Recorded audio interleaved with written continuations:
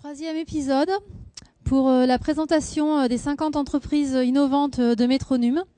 Donc j'appelle l'entreprise Senda, s'il vous plaît, pour venir présenter ces différentes solutions dans son entreprise. Donc on va revenir sur la thématique de la mobilité durable. Voilà. Mais prenez l'escalier comme vous voulez. Et je veux bien que vous présentiez votre nom, s'il vous plaît. Bonjour, je suis Angel Talamona, dirigeant de la société Senda. Senda, c'est bon? Senda est une société qui a été créée en 2006 par deux anciens experts de l'École des mines de Paris et de l'INRIA.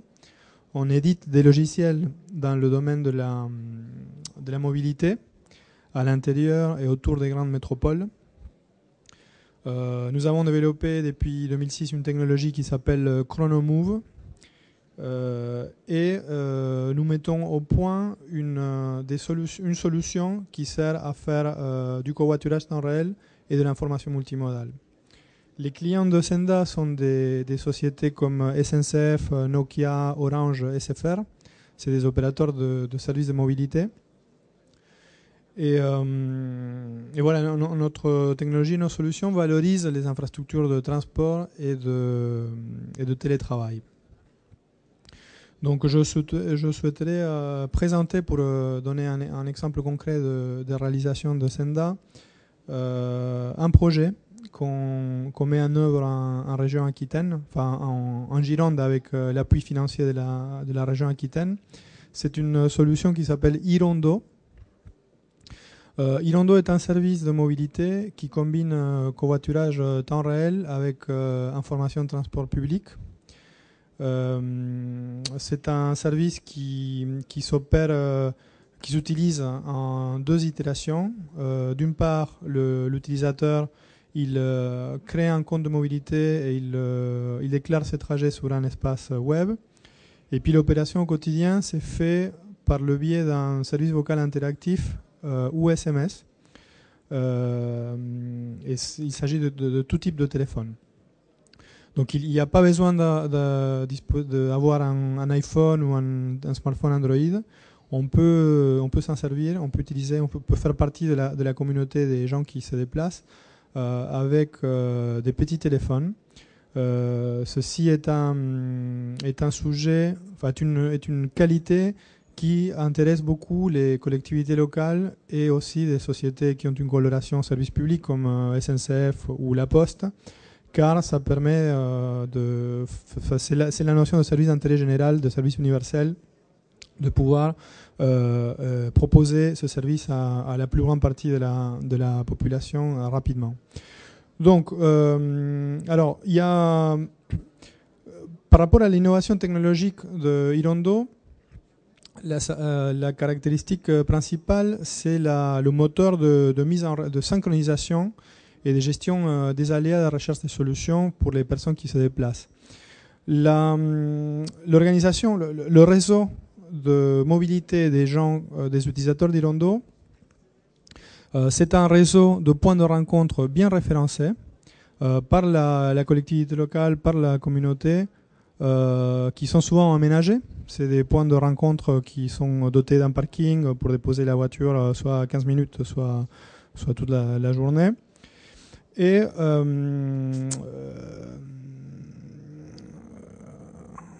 pardon, vous allez éviter et vous couper cette partie.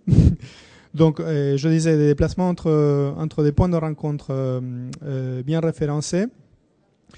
Et pour nous, la problématique principale de ce type de covoiturage, qui n'est pas le covoiturage tel qu'on le pratique, enfin tel qu'on le connaît aujourd'hui. Aujourd'hui, quand on parle de covoiturage, on pense tout de suite aux grands sites web de covoiturage, notamment en Allemagne et en France, qui ont quelques millions d'abonnés et qui se développent énormément et qui servent à faire des longs trajets, du Paris-Lyon, Marseille-Bordeaux, etc.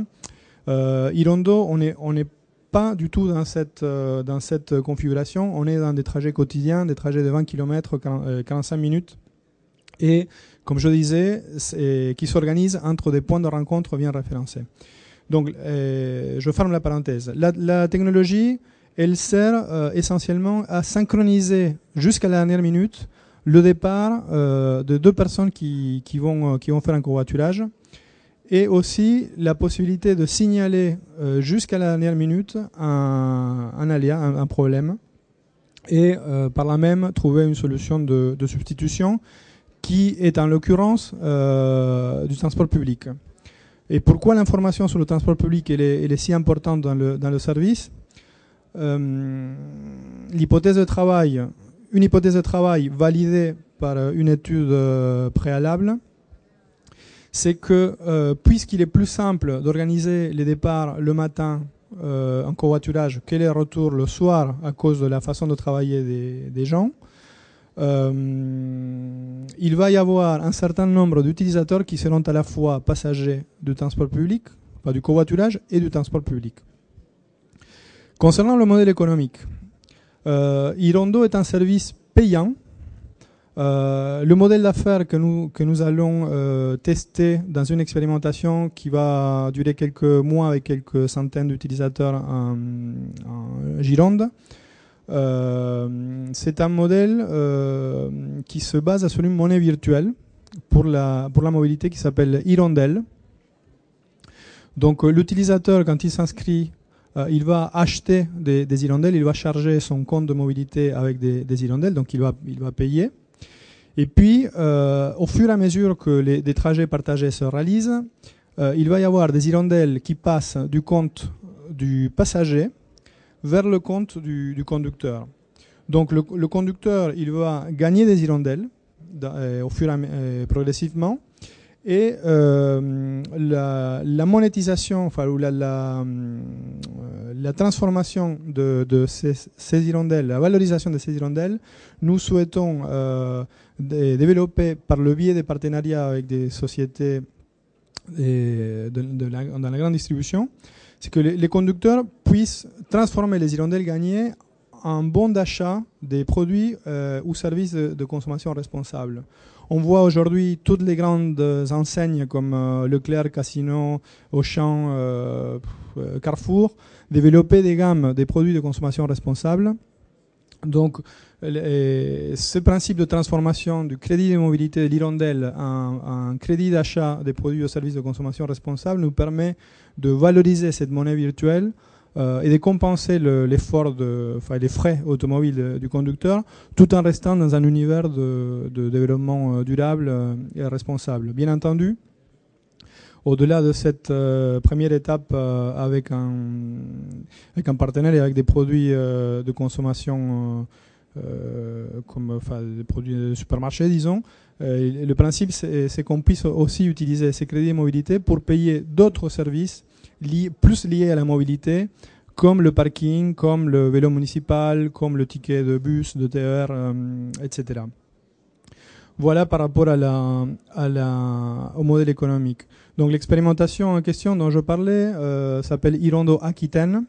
Elle commence mi-janvier et elle est menée par un consortium composé par la société Ecolutis, par la société conversationnelle, par la société Website Bureau qui va présenter le projet Irondo cet après-midi dans une table ronde, par la société Ersia et par nous-mêmes Senda qui est la société qui coordonne le consortium et qui fournit la technologie.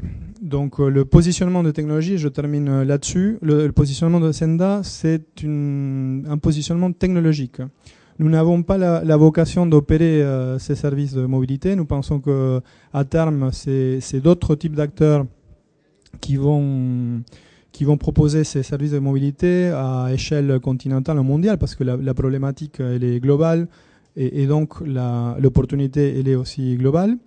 Donc actuellement, Senda est à la recherche des partenaires industriels pour le développement de l'offre à plus grande échelle. Voilà pour Senda.